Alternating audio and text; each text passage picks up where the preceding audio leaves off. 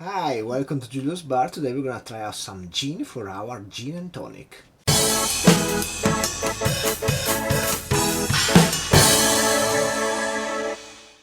So today another simple video. We are just gonna try out which gin is best in our gin and tonic. We just try 6 gins.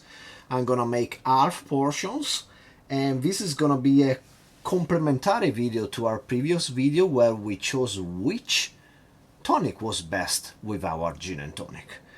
So without further ado, let's just get some ice in our small tumbler glass and let's get started. So as I mentioned, we are gonna make half size gin and tonic because we don't wanna kill ourselves drinking too much gin. And let's start from this one, which is Le Gin de Christian Drouin. I don't know what's wrong with this bottle, it's the second cork it breaks. I just changed the cork yesterday.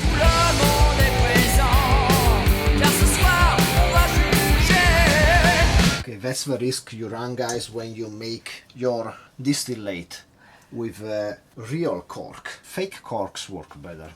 Anyway, so Christian Drouin is a Calvados producer from France. We love this gin. It's especially nice, in my opinion, in a French 75. That's my favorite drink and my favorite gin. Yes.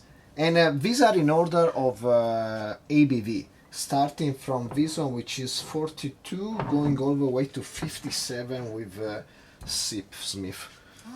Now we go on with the Opihr gin, which is a gin which is based around the story of the trade of the spices. So they feature some spices from Asia, especially cardamom and cumin, on top of black pepper and of course juniper. This comes at a gradation which is between 42 and 43%. Then we have gin Mare, made in Spain. This is, they call it Mediterranean gin. It has a lot of botanicals from the Mediterranean. It's really popular also in Italy.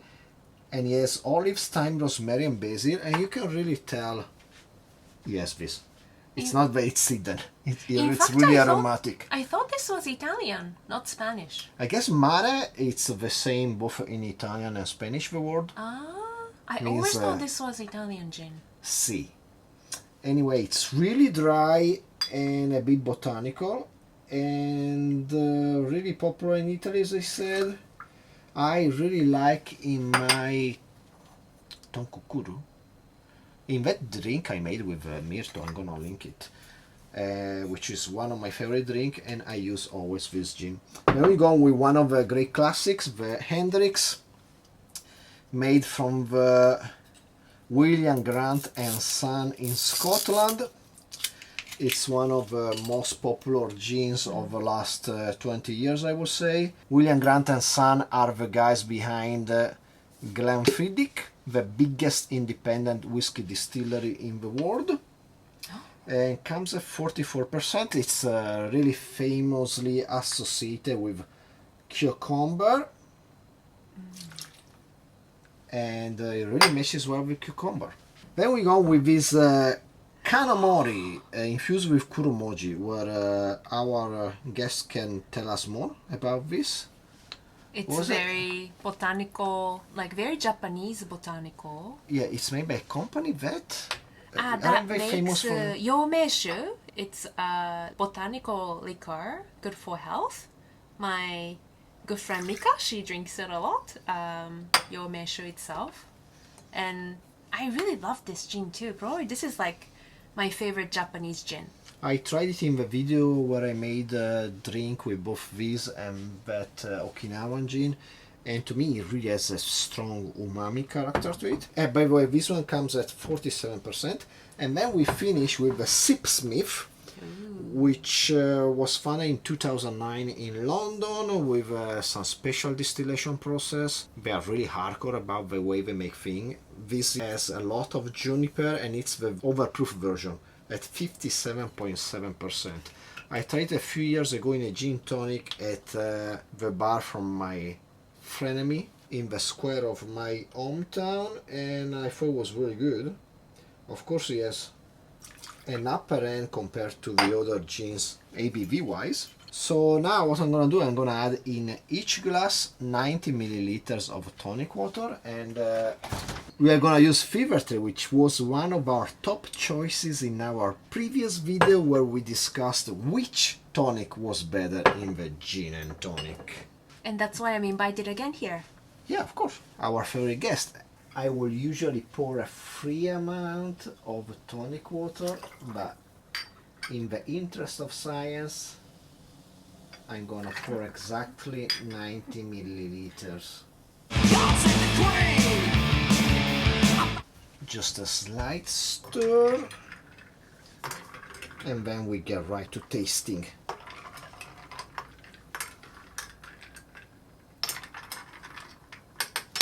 So let's start from this side, from your left, I would say. Yes. So let's start here from left, from the lower ABV gin, which is Le Gin de Christian Drouin, coming at 42%. Calvados producer. That's really nice. Definitely has a apple flavor to it, but it's not disturbing.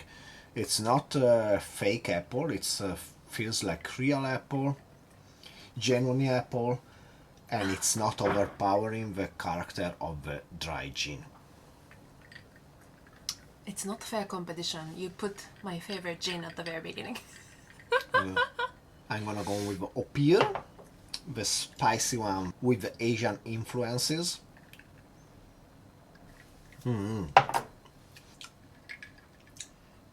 Already the aroma is so different.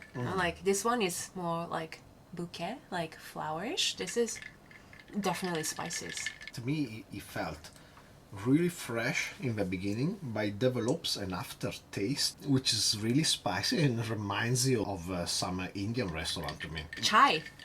Yes, something like, I'm not an expert in Eastern spices, about cardamom, cumin, cumin maybe. Cumin. It might be that. Yeah, oriental spice. And it's definitely spicy, and the aftertaste is quite long, which is nice. Let's go on with Gin Mare, the Mediterranean gin. I never noticed this, but now doing the straight comparison, I get a really specific flavor. Let's see if you get it too. I usually get more rosemary, thyme, but right now I just got... Citrus, lemon? No. No? Did you taste it? No. I really got olives. Really tastes like olives. What is it supposed to be in it? Oh, you said rosemary? It's the first botanical listed. Distilled from olives, thyme, rosemary, and basil. To me, it was more like like herbs. Those are I always notice, but today for the first time I really noticed some olive. I don't know. Flavor. It's really dry, fresh. It's really fresh. The finish is not as long as the Opihr, and it's not as fruity as Le Gin. Really instant fresh. By the way, it's 42.7% ABV. Now we're going with the Hendrick from Scotland, 44% ABV. Nothing on the nose. The taste has become a great class. It's something I had 1,000 times, but it doesn't bore you, at least in my opinion.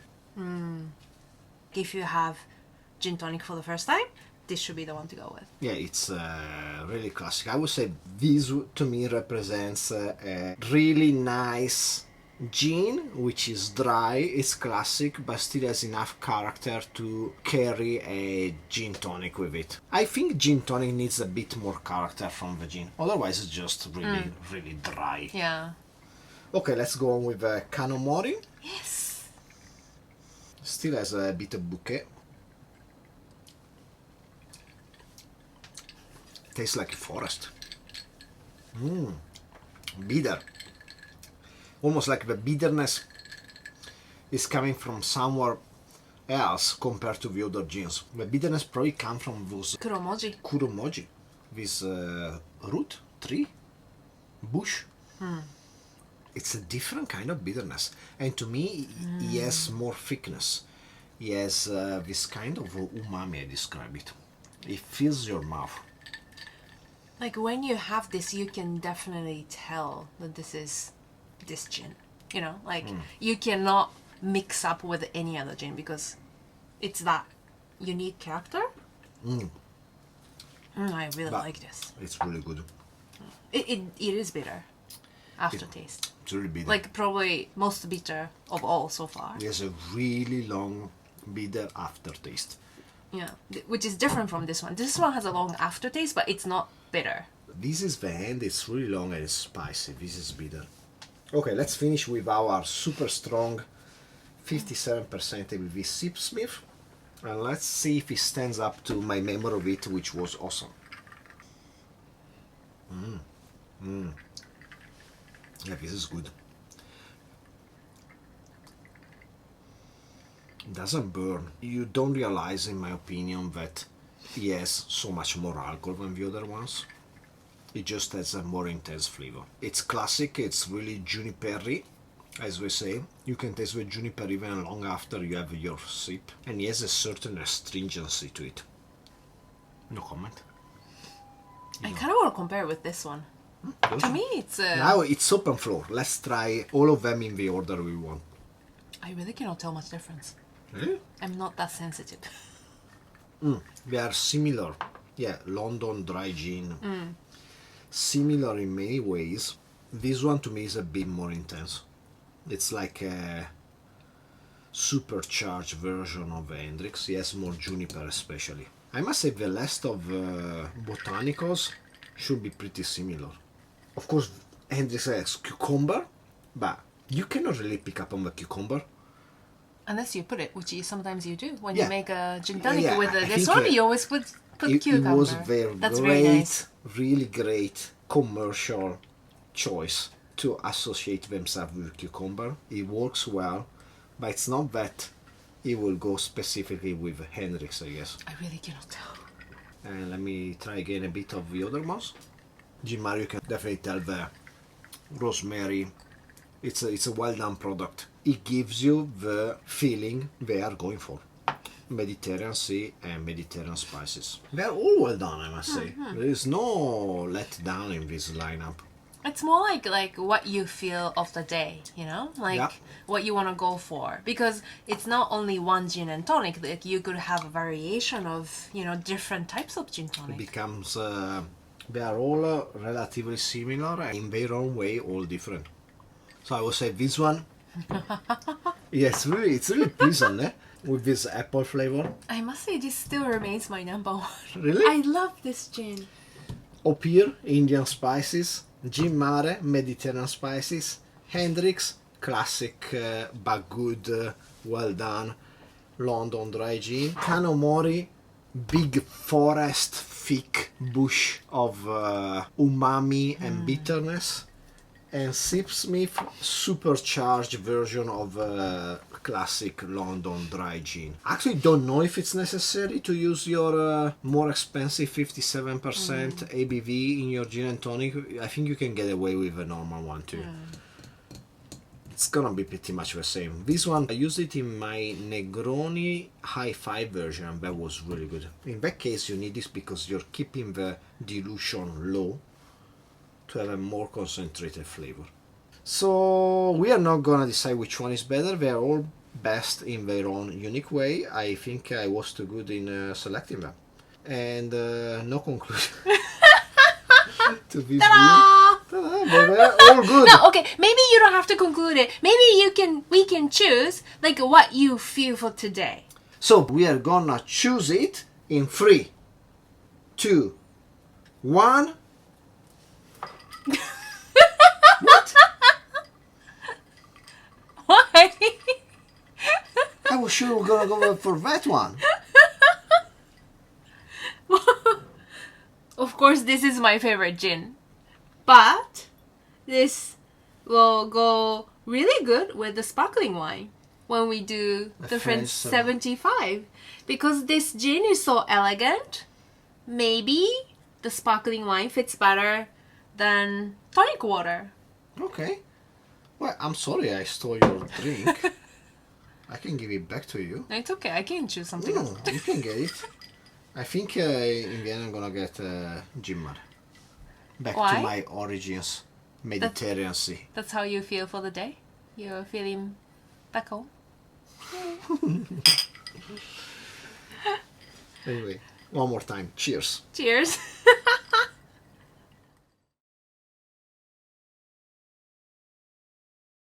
And yours. I was saying, this is almost like a Olympic final race of gins. It's all the representation from many different countries. Yeah. France, England, Spain, England. Scotland. Scotland, Japan, and England. England. Okay, to England. And this one might not be distributed outside of Japan. Like, I'm not so sure. So if how. Japan opens the borders anytime soon, and you come to Japan, you might want to grab a bottle of this. It's a really good one. Oh, you see, I drank a lot, so it was. Yeah, you went down. You went down before because before like I was like, okay, this is over, so I can drink a lot more. Yeah, but on the other side, it's behind the bottle, so maybe Okay.